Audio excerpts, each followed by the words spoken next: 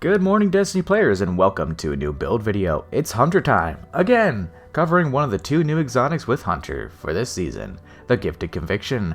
I am Bladeburger, your local put the card face down as a 2-2 morph kind of guy. In this video, we make this new exotic into a powerhouse for ad clear, interactions with it, how to use it better, and what I recommend you run with it. Make sure to subscribe to see more like this. I'm almost at 1300, so do your part to help me get there. Now let's begin. With Final Shape, each class got 2 new exotic armor pieces per class. The last 2 weeks I've covered one of the new ones for each of the other 2 classes, so it's time to talk about one of the hunters, the Gifted Conviction. This exotic hunter chest piece allows the Ascension and Tempest Strike aspects to make balls on activation. The balls bounce once and then explode, or explode on contact with an enemy.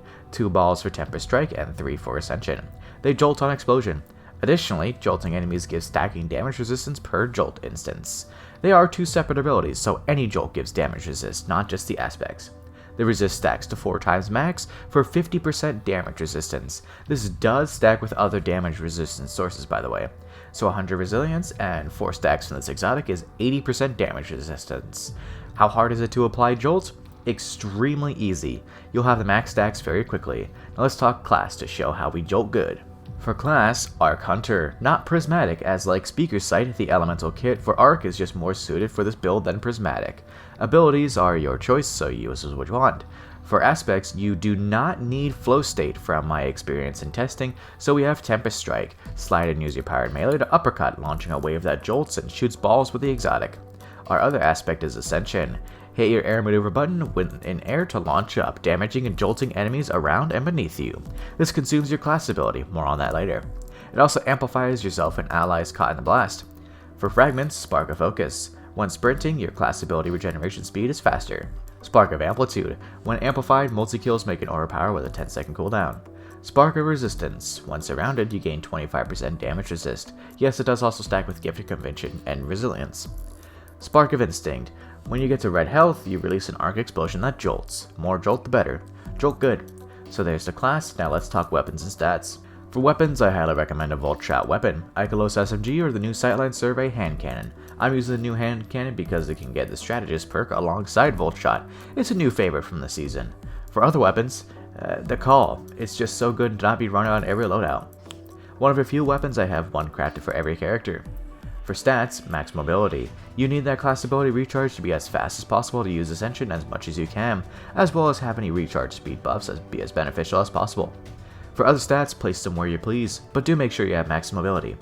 Now let's get to the mods. The mods for this build do use kickstarts, but also make way for utility mods as well.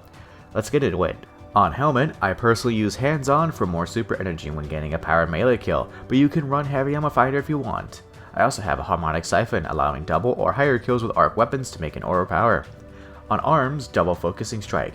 Powered melee damage gives class ability energy, 17% with 2 mods. We also have Heavy Handed, allowing powered melee kills to make an aura power with a 10-second cooldown. On Boots, Double Insulation, or pickups give class ability energy. We also have Recuperation, or pickups give a chunk of health. On class item, Double Utility Kickstart. If you have an armor charge gained by default through orb pickup, using your class ability consumes all armor charges and gives a refund of energy. I will note that we do not run Reaper, as Ascension does not count as using a class ability for Reaper, Bomber, or Outreach. Only counts for kickstarts. So there's the mods, and here's the usual overview. Take a look, jot down the stuff, and subscribe. I'm not asking you to subscribe, I'm telling you. Now let's talk how this build plays. This build is surprisingly tanky. Using an Expert Breach executable, I was invincible as long as I was able to jolt, and brother, I could jolt all the time. From my weapon, to my melee, to my class ability, and even the fragments. If I didn't have damage resist, it was weird, or the buff fell off screen because there's still only 4 buff slots. Not enough. With this build, you get your class ability back constantly, enough to use it by the time your jolt goes away. It gives a stack of jolt per instance, but if you jolt 4 enemies at once, it does not give 4 stacks. You have to do 4 separate instances of jolt. So Volt Shot, your class ability, and Tempest Strike would be 4 stacks because the Ascension buff counts as 2 for some reason. I don't know why. but once you get it all up, you get up to 105 damage resistance, assuming there's no in-game cap. Surrounded, 4 stacks, and max resilience adds up to that super high number, allowing this build to be one of the tankiest in the game. You truly feel invincible, at least in lower level activities. This build also has pretty high actions per minute, rivaling a bunch of strand builds. Now can you guess what the next 2 builds I'm covering are?